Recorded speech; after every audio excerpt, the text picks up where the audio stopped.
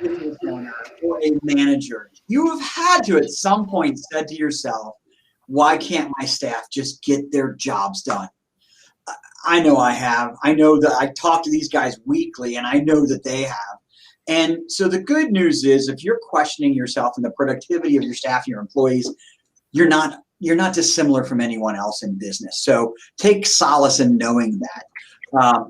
But having productivity problems in your business really hurts. It hurts on many fronts. I mean, to say the least, your customers, your team, and ultimately it can hurt your bottom line. So today on the Reboot, what we're going to do, we've got the crew and we've got some ideas and some thoughts that we've used in the past to head off productivity problems with our team. And we're going to give those to you too today. Well, first, thanks for joining the Reboot. I'm Jim Gaff, and this is the Reboot crew. We're focused on your roadblocks that your business faces every day and every week, because we all have them, and to help you evaluate and reevaluate those roadblocks and potential solutions for them. But again, first, I'm Jim Gast with SpliceNet Cincinnati, and that guy is? Hey, I'm Dave Groot with WinStar Technologies in Culpeper, Virginia.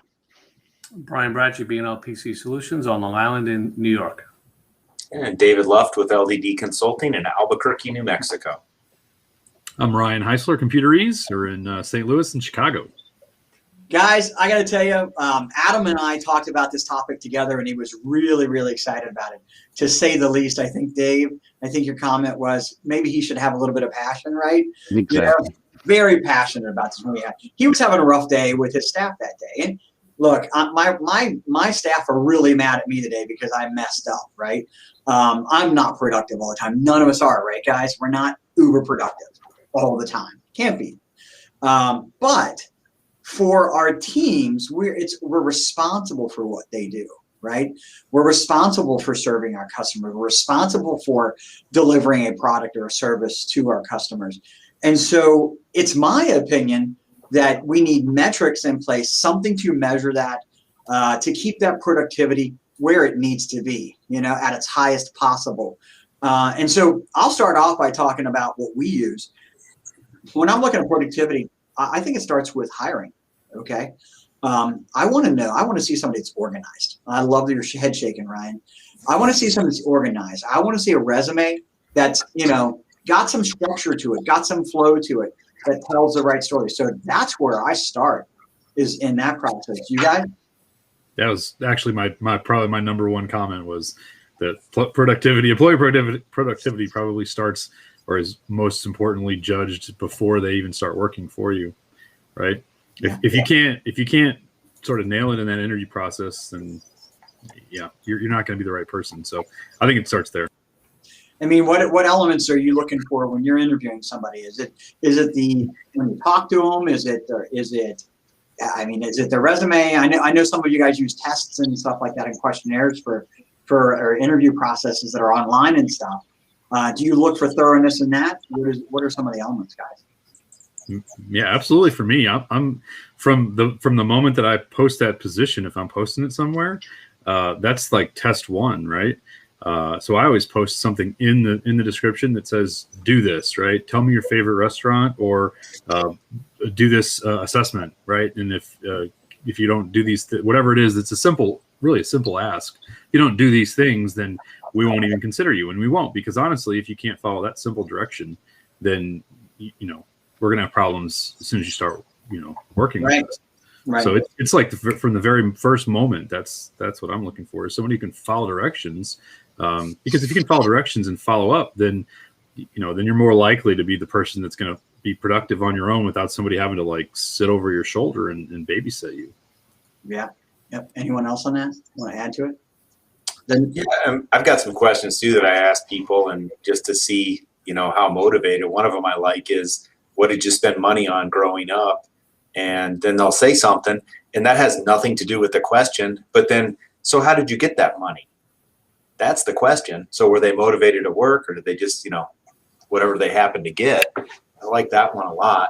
Yeah. I like that question so much, I actually stole it from David, and I use that one all the time now. Yeah, we actually, and everybody that's watching Reboot, I mean, the secret here is 3 or 4 of us were involved in a group interview for this kid this week, right? And that question actually came up, Dave Love, That was it caught me from left field. Actually, I thought it was a really good question that I'm going to use. What about job description, guys? Do you think that I think it's important if you want somebody to be productive, they need to know what they're supposed to do, right? And so, how are your job descriptions? Somebody want to talk about? Somebody here have a really good, like our job descriptions are like 4 pages long or something. That kind of thing. I think without the metrics that Ryan uses to test people, no one really reads. You can put in there what the expectations of the jobs are, what your roles are, responsibilities, even talk about scorecards in an interview. But, I find that a lot of that stuff just kind of, it's a lot of people don't read it for whatever reason. And that's a challenge. But kind of shocking how many people you talk to that don't seem to know what the job is about. Right, when it was described accurately, exactly, yeah. That they're responding to, and then they kind of seem like they don't know, or that's not the thing that they were looking for, or just completely off base with what they can or want to do. So it proves to me that most people aren't reading them, and that's why I put those questions in there, because it tells me A, if they're reading it, and B, if they're paying attention and can follow a simple direction. Mm-hmm. Well, it's a little off topic, but you guys remember the old Van Halen M&M clause in their contracts? You guys don't remember this? Great story, right? So Van Halen said they wanted no whatever it was, green M&Ms in their green room, right? No green M&Ms. Oh, for their writer or whatever. Yeah, it was in their contract, right? And so nobody really understood what it was. David Lee Roth came out a couple years ago with a long video, great video. I'll send it to you guys. I'll link it to this recording for everyone. And the reason it was is because first off, they wanted to make sure that the venue was reading the contract. And so if they walked in and there were green M&Ms, it told them that they didn't read the contract. Somebody didn't read the contract and enforce it. Really, the reason they cared about it was because, the important stuff in there, like, hey, we need a stage that can hold this much weight, per square foot or whatever it was. We need this much. We need this type of electric. And they know that if they didn't read that green M&M clause, they probably didn't read any of that other stuff too. And they called off shows because of it, right? And so, maybe we should all be, here's an off the cuff thought. Maybe we should all be putting green M&M clauses in our job description. And during the interview, what do you think about that green M&M question? Well, I mean, sometimes we do. It's as simple as you need to complete an Indeed assessment, and they don't do it anyway. Yeah, right. One I like is just to ask them, what do you know about our company? And you could tell if they know anything, because my company doesn't come off as a MSP. They're like, oh, well, you guys do consulting. And what I really prefer people that are honest with me and say, I don't really know much about your company, versus the ones that just kind of wing it. Right. Yeah. I mean, if they didn't look at my website, it tells me, you can immediately tell whether they've read about you, looked at LinkedIn or whatever, right? And if they don't, if they're honest about it, okay, cool. Let's move on. Let's see what else. But if they don't answer that question, with some sincerity, you're right, guys. They're not clear. They're not being productive. They're not going to be productive. What about metrics, guys? After we tell them what they're supposed to do you guys measure your team? We do. How do you do that, Brian? What do you guys use? Well, we part of our challenge was, finding a tool to use. And I had started with BrightGauge a while ago, and I, loved the metrics that it was able to give. I didn't have I wasn't getting the productivity out of the staff to give me the metrics I wanted. So I canceled the product. I'm like, so we've simplified it now. So we're taking surveys after each support ticket through Crewho, and we're letting the clients let us know how we did, and then to kind of boost productivity. There's some internal challenges, rewards, who's going to get the most, whoever gets the most, awesome ratings this week gets a $50 gift card or something, you know what I mean? So, gift certificate for lunch, just to kind of keep them engaged and make sure that the tickets are open timely, closed timely, because that was a big thing too. Maybe the work was getting done, but I'm not seeing it until a week or two later that ticket's closed, and it just screws everything up. So that's what we just started with that about a month ago, and it's been great so far. Anybody else using anything? We started using a scorecard, and one thing I found was that you have to have things that they are really able to control. If it's a vague thing that whatever they do has no direct impact on that, it's not helpful, even if it's important to the business. So it has to be something that when they make a change, it directly impacts that scorecard number. Mm-hmm. I work with a lot of law firms, and the one thing that most law firms really don't have a good grasp on, like we do, and everybody that's on the Reboot, we have MSP businesses. We're managed service providers that do some level or some type of outsourced IT supports or projects or whatever. And so we use tickets in our businesses, right? So I don't have law firms that are using tickets, if you will, or real good, great task management where you have an oversight and you're seeing, did somebody hit the goal? Did they go over the goal when they completed that task? I'm sure that they're out there for businesses, and if they're not, we got to make a lot of money by developing one, guys. But you know of any business type that you guys work with that's really good at managing their what they have to do? Maybe a manufacturer, for example. No. Actually, there's one dentist that we work with that they have a great scoreboard in their lounge, and it's things like, how many referral customers did we get? How many? So they've got a bunch of things that you can see directly impact them, and it's a nice big board they put up in there. Our scoreboards are front and center in our business, and we're measuring things like customer response. How quickly did we respond to a customer, right? And we trend that number. So we want to see it, always trending at a certain level within an hour is always our goal, right? And it depends what the priority of the issue is. But if it starts to trend, up, we start to look at, and we drill down and say, okay, well, who's being less productive at responding, right? And we use BreakAge. By the way, what was that product called, Brian? Not BreakAge, but the other one you mentioned? Crew. Is that's not specific to MSP? It is. It is. Well, you know what? Go ahead and put it in the chat so people can research a little bit. Sure. And if you guys have got some other things, put it in the chat so other people can see this later on. But I think it's important to monitor. You mentioned scorecards, right? And so, what kind of things do you look for on a scorecard? We just look at backups that have failed more than 2 days. Yeah. And things that are just critical to our business, antiviruses that are out of date, things like that. Just things that are really important to me that I don't want to have to make an excuse to my customer. Like Brian was just mentioning, he had a customer had a server crash, and he was able to get them up and running in 30 minutes because his backups were working. Yeah. And I've picked up a number of clients because MSPs were not backing their stuff up, even though they were charging them for it. And the times like that. To tag on what I said earlier about getting customer responses from tickets. I mean, you something like that. The guy's down hard, and again, separately doesn't have a contract. That's a different issue. But he had our backup solution. He's down hard. He's got 7 people that can't do any work. Calls us up. He's up in 30 minutes. You don't think my marketing girl is going to hit him up for a review of how we're doing and write us a Google review? I mean, that's and that's you got to feed off of that, and just and something else we can measure is our inbound phone calls, right? Everything now is VoIP, and you can kind of look at those metrics and see at least with Citricom you can look and see who's picking up these calls. Maybe why is this extension, this person getting it's a 5-to-1 ratio. I mean, you guys got to step up because they all ring in a pool. Share that a little bit, and if you don't.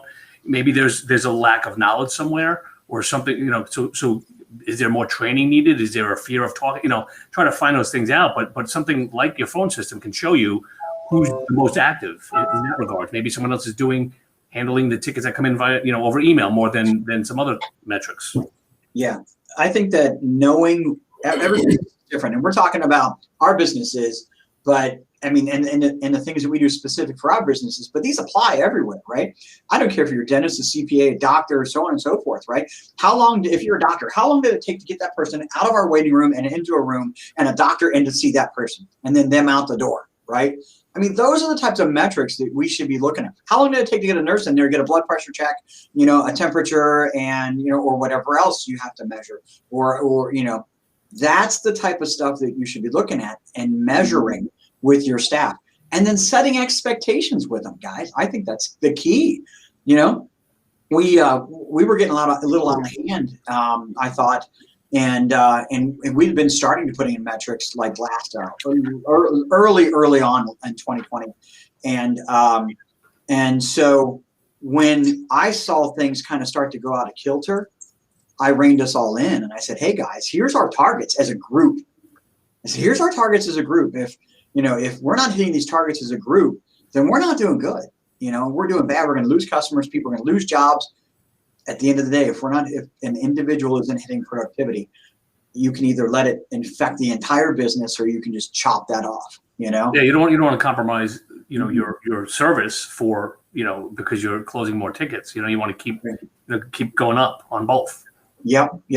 I also think that we've got an interesting situation, and I'm not complaining. I mean, like I said, no one's perfect, but you may have somebody that's low productivity but great at their job, right?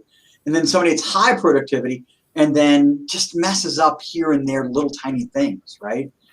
And you guys have that situation where you're like, wow, that guy's great, but where's the numbers? Where are the numbers?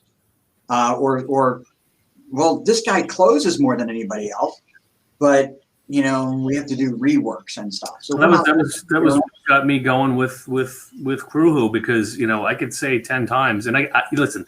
I was a tech for 20 years. I know what it's like. I know I get pulled in 10 different directions. I'd get it all done very quickly, but it doesn't show when I'm closing tickets a week or two later.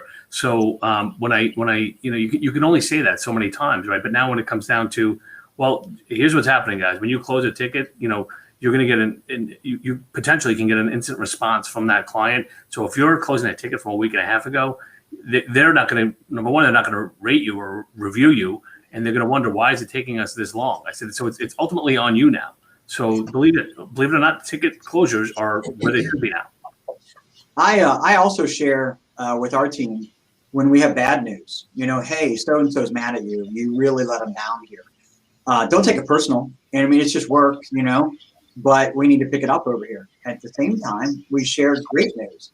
Hey, so-and-so said so-and-so did a great job. And we tell everybody about that, because we should all be always targeting to be as best as we can, So, in some industries, like if you're a trucking company, right, being there to pick something up on time is like the metrics, right? That's like the thing. If you're a manufacturer and getting the ship on time is like the thing. I think if every business has the thing, whatever that thing is, right? If we look at that, I like to take steps back with our customers and help them evaluate it, right? Because I don't just do IT support, I do some business consulting for some of them as well. And I say, okay, in your business, what are your key things that lend to the end result?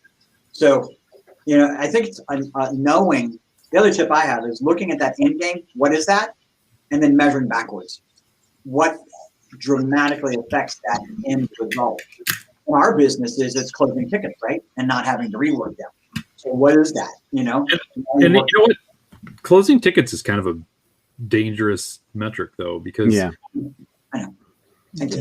Now they're just closing tickets. I want to know how many of them are reopened.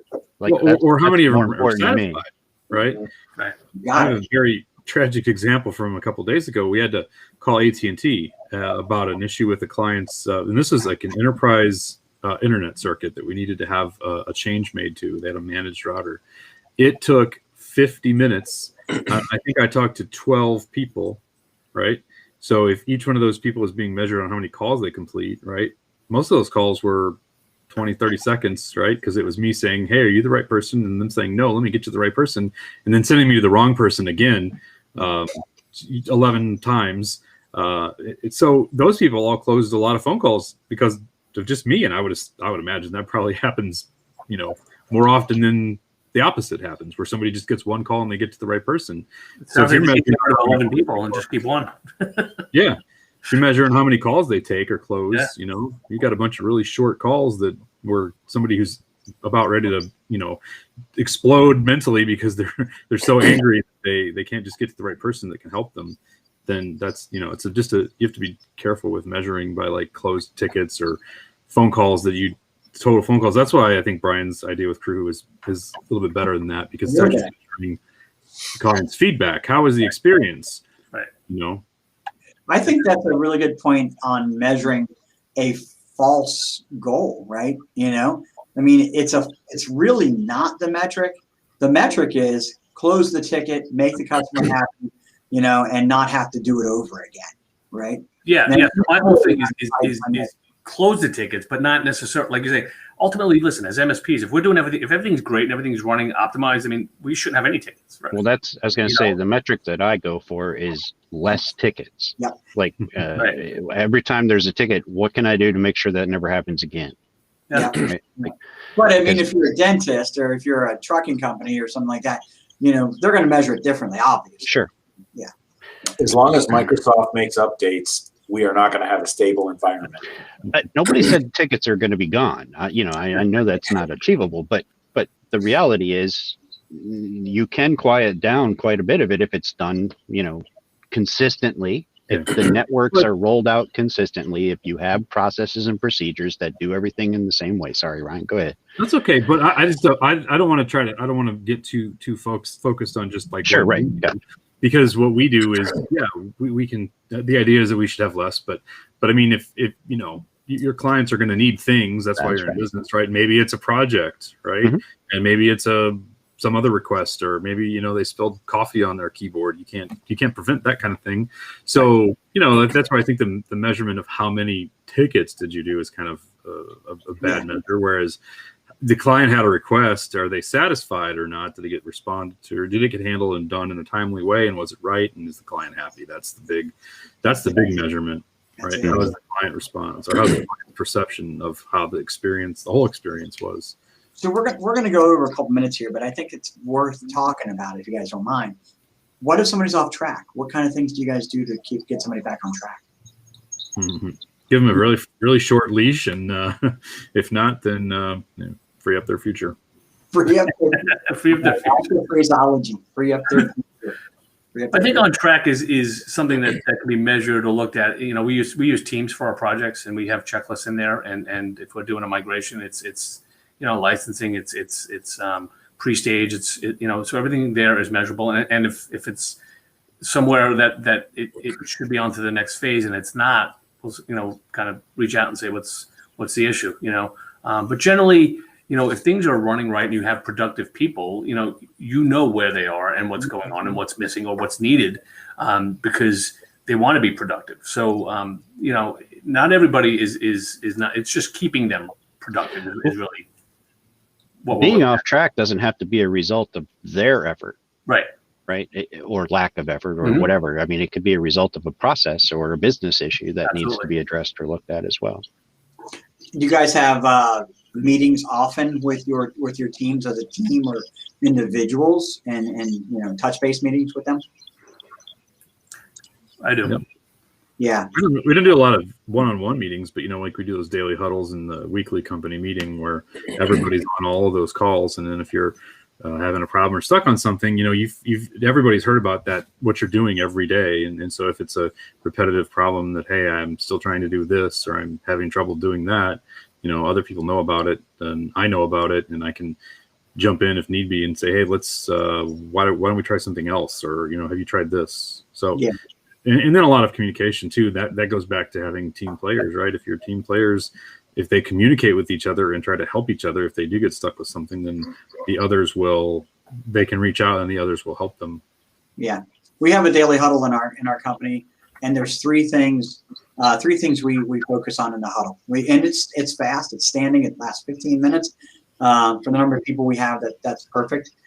First, did you get accomplished yesterday your priorities? That's the first thing. Second thing, what are your priorities for today?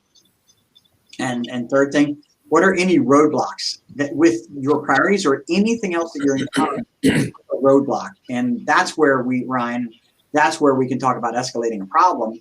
You know, hey, I'm having a problem doing X, Y, and Z. And these aren't specific to our industry, right? These are just generally good practices with any business. Well, it could be your bookkeeper, your admin. It could be, you know, it's anybody. It's not trade specific. It's or role specific. It's just in general. And you know, one of the things with my bookkeeper, for example, was, you know what, we're not going to be able to transfer to, QuickBooks from Autotask without doing this or doing this. And that was a roadblock for her that I was, somewhat delayed on. And so we did that, went to QuickBooks Online, which I hate, but that's a whole separate conversation. But, she can now do her job and it's more efficient for her.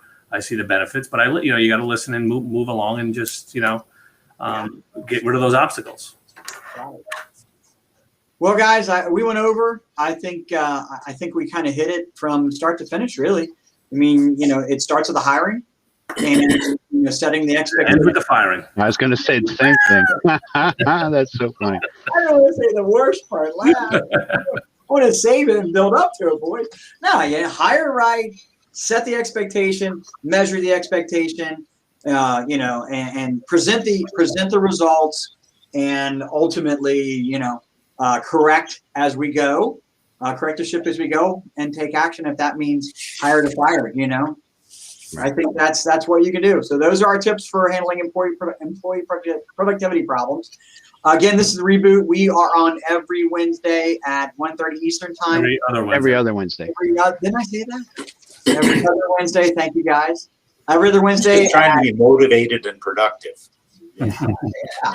Our next topic is going to be keeping our commitments to our customers.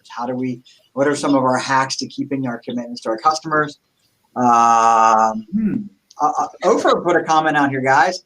Ofer, we'll respond to you offline. We're out of time here, but thanks for that comment, and we'll definitely respond to it. So thanks for tuning in, guys. Great show. Thanks a lot for joining us. Thank you. Thank you. Yeah.